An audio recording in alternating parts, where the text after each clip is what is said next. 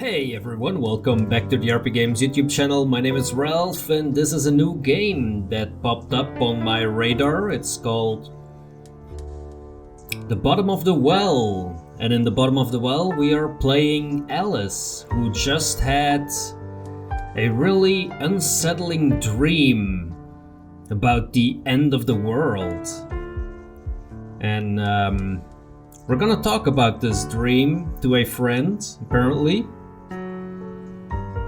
Let's see what happened in our dream. I'm curious. Welcome to Bottom of the Well. This game is a visual novel, meaning it is mainly text-based piece of interactive fiction, a book where you get to decide what happens next. Most of the gameplay consists of picking your choice from a selection of options, which will further the story.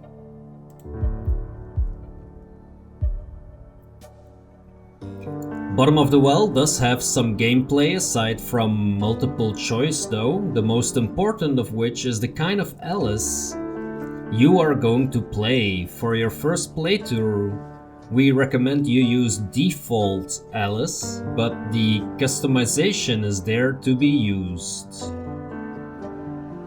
Even if you complete the game, a different Alice might have a very different experience. If nothing else, you might just find a new way to die. Well, that's reassuring.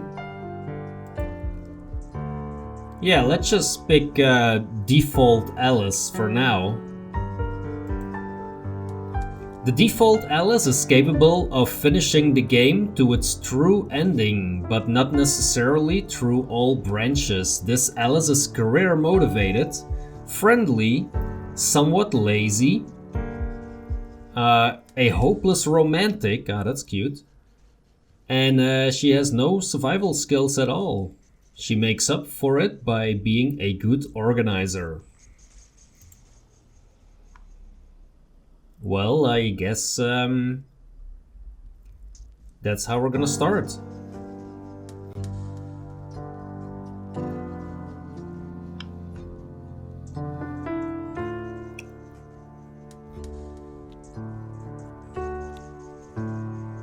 Morning, eh? Morning. Did you catch the anniversary reading last night? No, well I tried, but I fell asleep. Listen, about that. You fell asleep? Oh, come on, Alice in Wonderland is like her favorite. Let me finish. Something happened. I was tuning in on my radio. You're such a Luddite. Amazing, I can even catch you online. Shut up, I'm not a Luddite. I just like analog things. Anyway, I was tuning into the broadcast and must have hit the AM switch or something because suddenly the channel changed to something else. What? Aliens? Uh-oh. Government-run number stations? Delta Green? Majestic 12? No, it was this weird, white noise at first. It's hard to explain why I was so drawn to it. I could hear snippets of some melody, maybe lyrics, but the signal was weak. So you turned it off and continued looking for the Alice broadcast. So I went out of my balcony and turned the antenna around until the signal came through clear. Now it sounded more like music, with the odd signal in the background. When logic and proportion have fallen sloppy dead, and the White Knight is talking backwards, and the Red Queen's off with her head. Oh, so somebody's pirate radio broadcast of golden oldies? Felt like there was something else there, some message that the music was hiding. I know it sounds weird, and well, then I fell asleep.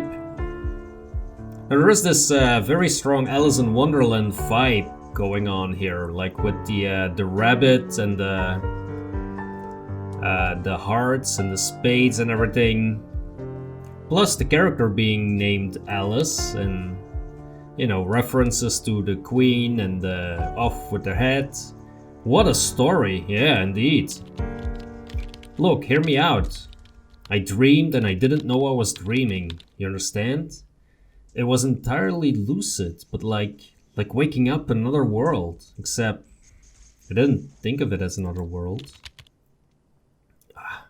Does that even make any sense? You had a super lifelike dream where you didn't know you were dreaming, but you were still lucidly in control? That sounds pretty rad to me.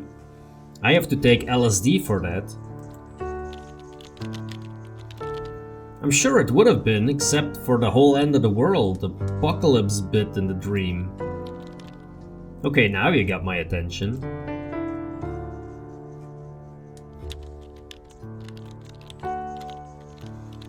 Okay, so it's September 18. It's a cloudy day, cloudy Sunday, and Alice says, so like I said, it was the end of the world. Everything I did that day felt like the real thing. Every smell, every sound, every color, every touch. It's important you know that. I wasn't acting like I would in a dream. I didn't know it was a dream. Heavy. Yep. He's definitely on this, either on shrooms or on LSD. Heavy, dude. There was no warning, no build-up, nothing. Just between one moment and the next, the TV had turned to the emergency alert system, and this voice that sounded like it had been recorded in the 60s told us we were under attack. Were you alone? Yeah. I had had a really long day at the office, so I had sworn off all social contact for the evening. I had the TV on in the background, just as noise. Wait, what? The office? You mean you've got some kind of real adult person job in this dream of yours? Yeah, actually at the college, student admissions office. Hey, don't sound so surprised. I am going to graduate in just a few months, you know. Uh-huh. With a BA in English literature. Shut up. Such skill with words. Anyway, what happened next? Like I said, the TV suddenly turned to the emergency alert system, jacked the volume all the way up to... I don't even know they could do that. Broadcast told us we were under attack right now and that we needed to get to shelter, and we had less than 30 minutes before the bombs hit. Oh, wow.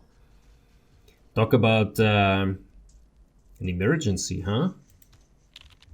Yeah, that sounds scary. Yeah, it is true. First, I didn't want to believe it. I switched the channel, but they were all the same, and then the sirens started. Tornado sirens, flood sirens, I don't know, maybe bombing sirens. And I knew things were serious. Yeah, when the sirens go off, you know it's serious.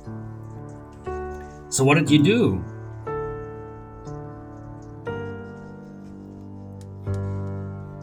Well, I went online to find out what was going on. Didn't you try calling someone, like your parents? Well, of course I tried, but it was futile. The phone network was completely overworked. But the net still worked fine. So what did you find? Well, the net was still working, but the bandwidth was severely lacking. Major news networks were either down or overloaded. But all the big search engines defaulted to some kind of government site in super simple HTML. Kind of confirmed it really was the real deal. Isn't the net supposed to be some kind of DARPA invention anyway? Wouldn't be surprised if they had some kind of system in place to take it over if need be. Well, they hadn't taken it over. You could still go wherever you wanted. Facebook still worked. Yeah, that's how you know that things are still okay. Facebook still works. Apocalypse-proof servers. Nice, yeah, that's That's what they're investing in heavily. It was insane. I tried to get in touch with my brother.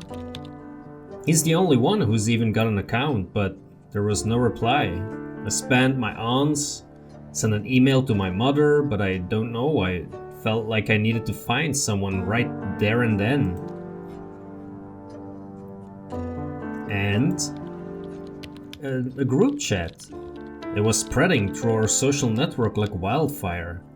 Someone had found the closest old fallout shelter that was actually still operable, down on Third. People were going there, just grabbing all they could and running before the bombs fall. Well, if this game switches to the original Fallout in a minute, I'm gonna be super stoked because I loved that game. So what happened next? You know, I did find you online. Well, that must have been useless. I'm all the way over in Old Blighty. Unless things were different in your dream. No, you were still in the UK. The bombs had already started falling there. You disappeared. There was nothing more to do. It was only a dream, Al.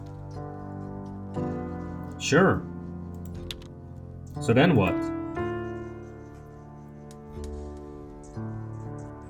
Well, I tried to call Chess. Like the cat. You tried to call your cat? My boyfriend, ooh. I mean, I don't have a boyfriend, but in my dream I did. Wait up, tell me more about this sudden new boyfriend of yours. I thought you weren't in the dating scene. Actually, I've been thinking about putting myself out there, you know, like maybe some online dating or something, although I'm kind of afraid to check OkCupid right now. Yeah, that...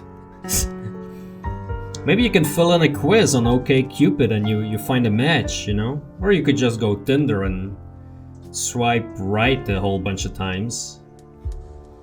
What if there's a guy there named Chess on OkCupid? Yeah, probably. Good icebreaker. Hey, I'm Alice. I dreamed about you last night. You were my end of the world buddy. Actually, if someone wrote that to me on OkCupid, I would reply. That's funny. Aren't I just? You were saying about Chess.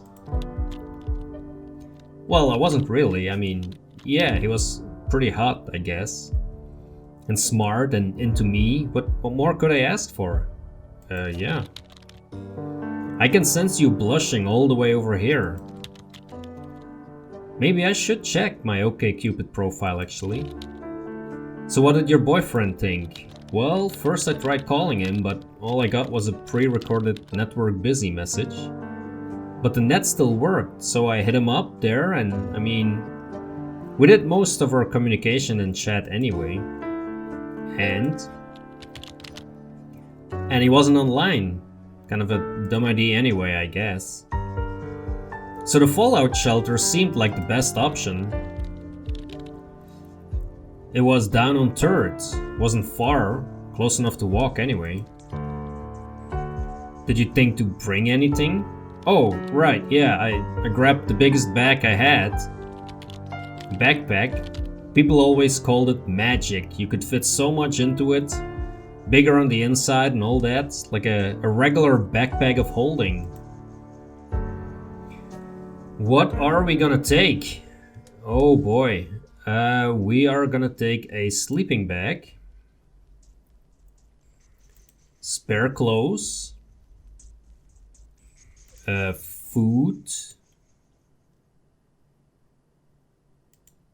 Is that all that fits? A flashlight would be handy. A map would be handy. We're gonna take the radio? No. What's this? My university ID, except it's no longer for a student but for staff. Doubles as an electronic keycard. Okay. Can I move stuff? No. So yeah, that's about it. I guess.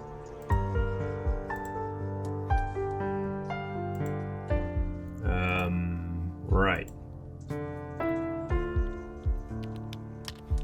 So, what was it like? Did you run into trouble? Well, you could say that.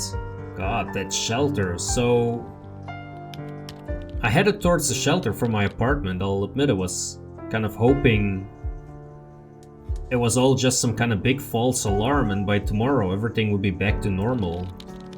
Like an extreme version of Orson Welles' War of the World broadcast. Actually, the panic that radio show caused was greatly exaggerated, probably by Welles himself. And it worked, we still remember it today. It's a great ad campaign. Guess that English lit degree is coming to some use at least. Yeah, well, didn't really feel like it. I remember trying to think of words to describe the way the streets felt, the way the city sounded, turmoil, chaos, anarchy, tumult, pandemonium. Hey, there's a word. It's probably my Scrabble high score right there on the screen, pandemonium. And if I'm not mistaken, it's also a planet in the Fading Suns role-playing game. Don't quote me on that, but I think so. The capital of hell. Now who's got a degree in lit? Stop stalling. Yeah, it's just so damn... Like I said, everything felt so real. Panic in the streets, the accidents everywhere with no emergency responders showing up, and the ever-present siren. It was like everyone walked with their eyes to the sky just expecting to see a flash. Did you make it to the shelter okay? The shelter was actually in the basement of a bar. Oh, that's convenient. They used it as a storage, which was handy since there was a door towards the street, but there were no signs or anything like that anymore. I just knew about it from the Facebook conversation. Okay, wait, isn't that the bar you always go to? Like the Rad Bar? Yeah. Go on, Alice, did you get in? I went to what I thought was a side door. It wasn't the kind of alleyway I'd usually hang out in. I could just imagine junkies and hobos sleeping among those trash bags. Anyway, the suspense is killing me. So I knocked on the door and then immediately tried to handle it. It was locked. Nothing happened for a while. Then the door opened just a bit and she stuck her head out. She? The bitch queen. She was this redhead chick who had taken charge of everything in there. She was the one who originally posted about the place, so I guess she felt she owned it somehow. She stood there in the doorway, looking me over, and then basically said, "We're full," like it was an exclusive club. Can't believe they just keep you out for no good reason. Was it actually full? Huh, not a chance. There was a sign on the door that said capacity 100. There was just no way there was 100 people in there already. I said as much. She didn't reply. I guess you didn't just let it be at that.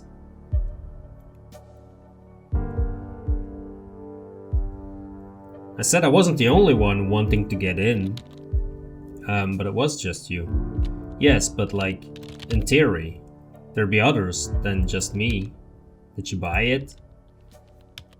She looked behind me and back at me and then repeated, "I'm sorry, but we're full." What did you do? Tried to push the door open.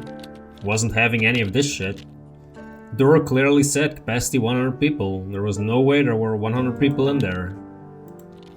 I tried pushing, but I was way too slow and weak. She kicked my foot out and slammed the door, leaving me standing in front of it. Whoops. Yeah, I tried banging, but well, there was nothing else to do but give up. Stepped back from the door. Sound of it slamming shut still echoing in my ears. It was the sound of desperation. I knew there'd be no more opening it. I had to think of something else. So you were right back where you started. Yeah, kinda. So realistically, what were your options?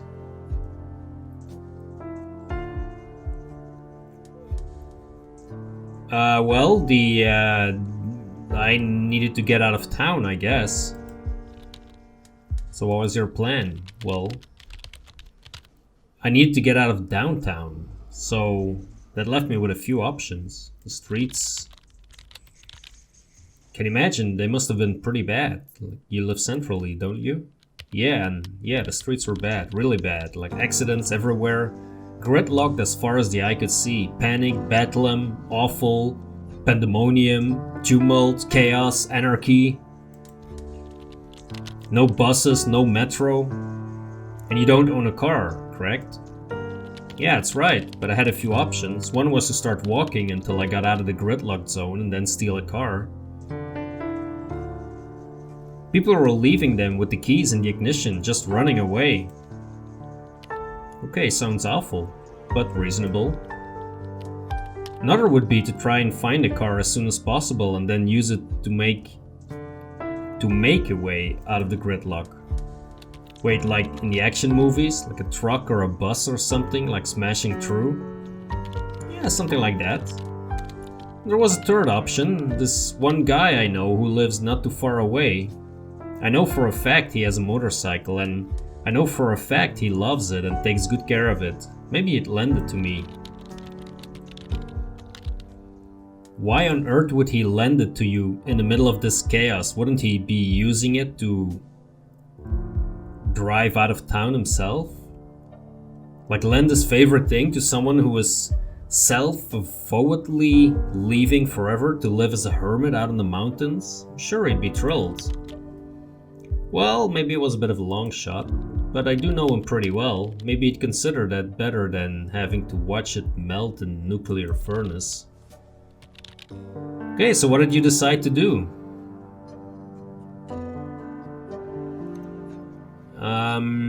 I tried my luck with the motorcycle man. But when I arrived at the building, the first thing I saw was him outside prepping his ride together with a group of similarly attired, similarly equipped motorcycle guys. I'll jump on the back then. He recognized me when I approached. He looked pretty distracted, packing up the saddlebags on the motorcycle with all kinds of things, but he stopped for a second to talk. Hey, I see you're making your escape. Would you happen to have a spare slot on your escape machine?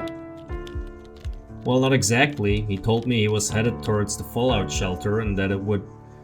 If I wanted to come, I could come with him, but... He knew the woman in charge and that she was waiting for him. Yeah, you also know the woman in charge and didn't go so well last time. True, but it was such a tempting offer. Did you take his offer? Hell yes. I said yes, of course, and a few moments later we were all packed up and off we went. Motorcycle was exactly as efficacious... Wait, as efficacious? Efficient? I don't know that word. As I thought it would be, skimming past the stalled cars and even edging through masses of people, we made it to the fallout shelter in excellent time. Why not ask for the motorcycle? I mean, he's not going to need it in the shelter, is he? They stashed them very carefully inside the garage of the Rat Bar, which was right next to the entrance to the fallout shelter. Ray had the key and locked it tight. He seemed pretty sure he'd get them back after whatever this was had blown over. Point being, no bikes for me.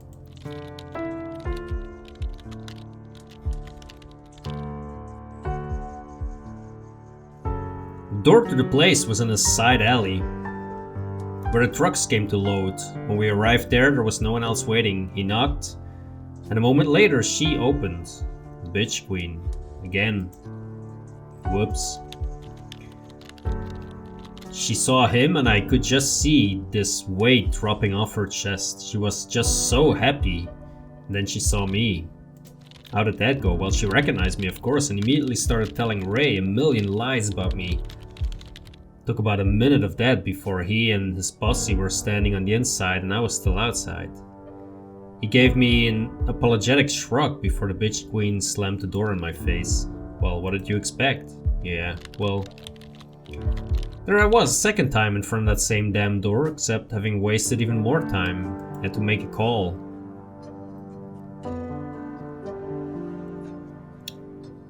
I decided to walk as far out as I could. Whole downtown area was gridlocked, cars everywhere, people running down the sidewalks and the sirens blaring. It was like one of those disaster movies, no hope of driving anywhere, at any rate. But where was everyone going? Well, most of them were going home, I think. People were just in the wrong place at the wrong time. And there you were, running away from home. Once I made my decision, I stuck to it, no matter how much I was filled with doubt. Half an hour was nothing at all. But luckily, that estimate was completely wrong. Sometimes I'll walk half an hour in the wrong direction just because I stubbornly refuse to believe I'm lost. I didn't know that it was the right direction. But I did try to get there as fast as possible, although that was a lot harder than I thought it would be. I was swept up in a mass of people and manhandled in the wrong direction more than once. Every few minutes I stopped to consult the map to make sure I was going in the right direction. Was there any danger, like people attacking each other or something? No, I thought we were all going in the same direction, but then I realized that the crowd was heading somewhere I hadn't planned to go. The subway station. What did you do? Well, I was swept along. It was that or get trampled or pinned against some wall. Finally managed to disentangle myself with the stalled mass of people just outside the entrance.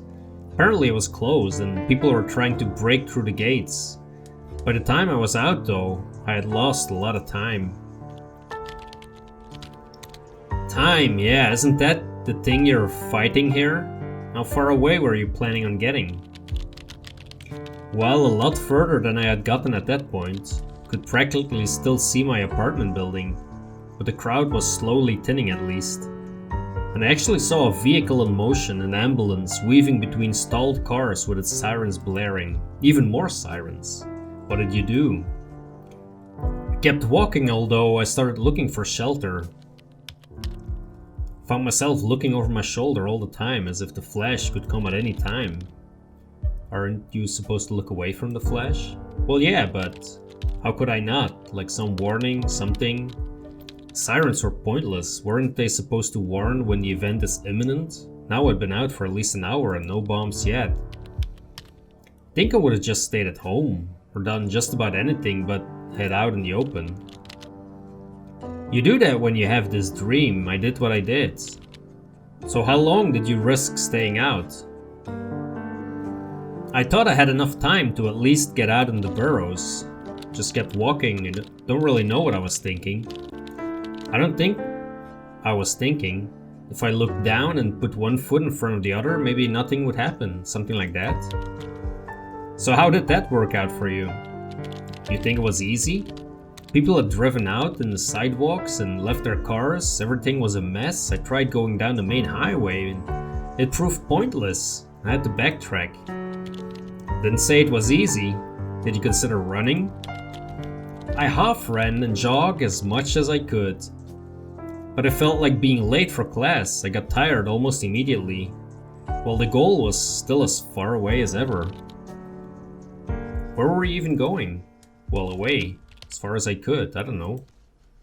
And? Well, I saw a streak above my head, trailing a white cloud. What, you were outside when the bombs fell? I thought, I don't know. I thought I'd have time to get away, but was just wasted too much of it somehow. I was out on the streets when the initial shockwave came. There was just no duck and cover could have saved any of us there from that, I don't think. The next thing I know, I'm showered in glass as every window above us shatters. Cars swerved off the road and crashed. Bedlam, anarchy, chaos, pandemonium, and light. Bright, bright light. Tried to crawl out of the way. Something hit me. Maybe a piece from a building. I don't know, I blacked out. You have a really fucked up imagination, Alice. I don't. It didn't feel like a dream, that's the thing, because You don't wake up in dreams, do you? But I did, bleeding alone out on the street. What did you see? I saw a burning city. Ash rained down, and downtown, far too close, a mushroom cloud just staring me in the face. It was the end of the world. I just knew that there and then. Jeez. Yeah, you could say that again. And then there was a streak of light, and it was actually almost beautiful as it fell from space. Just a streak of light at only a slight angle. I just had time to think, no, we've had enough, before it hit. For some reason, I elected to stare right at it when it impacted, above the ground, in a terrible fireball. Please tell me the dream ended there. Yeah, I didn't really see it though, but I died, eventually, in the dark.